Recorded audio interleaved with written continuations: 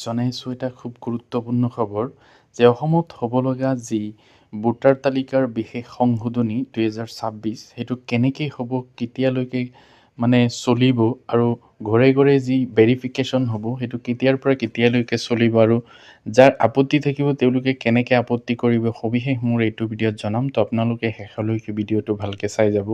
তো এইটো চাব পাৰিছে বিশেষ সংশোধনী 2026 অসম ৰাজ্যৰ ভোটাৰ তালিকাৰ বিশেষ সংশোধনী। এইটো গুৰুত্বপূৰ্ণ তাৰিখবিলাক দি আছে, চাওক যে BLOৰ জৰিয়তে ঘৰে ঘৰে হোম টু হোম সত্যাসত্য নিৰূপণ এইটো চলিব 22/11/2025 শনিবাৰৰ পৰা 20/12/2025 শনিবাৰলৈ। তাৰপিছত খচৰা ভোটাৰ তালিকা যিটো এইটো প্ৰকাশ পাব 27/12/2025 তাৰিখ শনিবাৰে। দাবী আৰু আপত্তিৰ দাখিলৰ সময়সীমা থাকিব 27/12/2025 পৰা 22/1/2026 চনলৈ বৃহস্পতিবাৰ।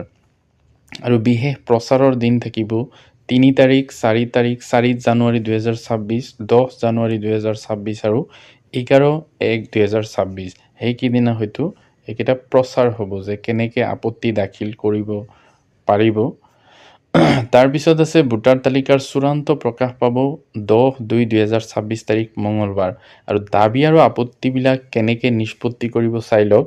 দাবী আৰু আপত্তিৰ সময়ছোৱাত নাগৰিকসকলে তলত দিয়া প্ৰ-পত্ৰসমূহ ব্যৱহাৰ কৰিব পাৰিব। অৰ্থাৎ তেওঁলোকক এনেকুৱা প্ৰ-পত্ৰ দিয়া হ'ব যে এটা থাকিব প্ৰ-পত্ৰ নম্বৰ 6, এগৰাকী নতুন ভোটাৰ হিচাপে ভোটাৰ তালিকাত নাম অন্তৰ্ভুক্ত কৰাৰ দাবীৰ বাবে আবেদনকাৰীয়ে স্বেচ্ছাই এই প্ৰ-পত্ৰত নিজৰ আধাৰ নম্বৰ প্ৰদান কৰিব পাৰিব। অৰ্থাৎ 6 নম্বৰ যিটো প্ৰ-পত্ৰ থাকিব সেইটোৰ জৰিয়তে নতুন ভোটাৰসকলে তেওঁলোকৰ নাম ভোটাৰ তালিকাত অন্তৰ্ভুক্ত কৰিব পাৰিব। প্ৰ-পত্ৰ 7 বৰ্তমানৰ ভোটাৰ তালিকাত প্ৰস্তাৱিত নাম অন্তৰ্ভুক্ত কৰাৰ আপত্তি বা কোনো নাম কৰ্তন কৰাৰ বাবে আবেদন। অৰ্থাৎ কোনোবাৰ নাম যদি কাটিব লগা হয় বা অন্তৰ্ভুক্ত কৰাত আপত্তি থাকে তেতিয়াহ'লে এইটো প্ৰ-পত্ৰ পূৰণ কৰিব লাগিব। প্ৰ-পত্ৰ 8 বাসস্থান স্থানান্তৰ, সমষ্টিৰ ভিতৰত বা বাহিৰত সংশোধন, অন্তৰ্ভুক্তিৰ উন্নীতকৰণ, ভোটাৰ পৰিচয় পত্ৰ সলনি কৰা আৰু দিব্যাংগৰ অৱস্থা চিহ্নিত কৰাৰ বাবে আবেদনকাৰীয়ে স্বেচ্ছাই এই প্ৰ-পত্ৰত নিজৰ আধাৰ নম্বৰ প্ৰদান কৰিব পাৰিব। অৰ্থাৎ আধাৰ নম্বৰৰ জৰিয়তে এই বিশেষ সংশোধনীটো হ'ব। আৰু যিসকলৰ আচলতে 8 নম্বৰ প্ৰ-পত্ৰত বাসস্থান যদি স্থানান্তৰ হৈছে, অৰ্থাৎ ঘৰ বাৰী এঠাইৰ পৰা বেলেগ ঠাইলৈ লৈ গৈছে, সমষ্টিৰ ভিতৰতে হওক বা বাহিৰতে হওক, তেওঁলোকৰ সংশোধন কৰিব লগা হ'লে বা অন্তৰ্ভুক্ত কৰিব লগা হ'লে 8 নম্বৰ প্ৰ-পত্ৰ লাগিব।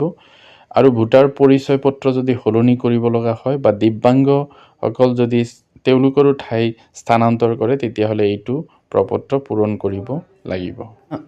আপিলবিলাক কেনেকৈ কৰিব এইটো চাই লওক। প্ৰথমতে নিৰ্বাচনী পঞ্জীয়ন বিষয়া ERO তেওঁৰ ওচৰত আপিল কৰিব লাগিব। তেওঁ যদি সন্তুষ্ট নহয় তেতিয়াহ'লে প্ৰথম আপিল জিলা দণ্ডাধীশৰ ওচৰত কৰিব লাগিব। যদি তেওঁ সন্তুষ্ট নহয় দ্বিতীয় আপিল মুখ্য নিৰ্বাচনী বিষয়া CEOৰ ওচৰত কৰিব লাগিব। আৰু তেওঁ যদি সন্তুষ্ট নহয় তেতিয়া মুখ্য নিৰ্বাচনী বিষয়া CEOৰ সিদ্ধান্ত চূড়ান্ত হ'ব। আপিলসমূহ নিৰ্দিষ্ট সময়সীমাৰ ভিতৰত নিৰ্দিষ্ট বিধি অনুসৰি দাখিল কৰিব লাগিব।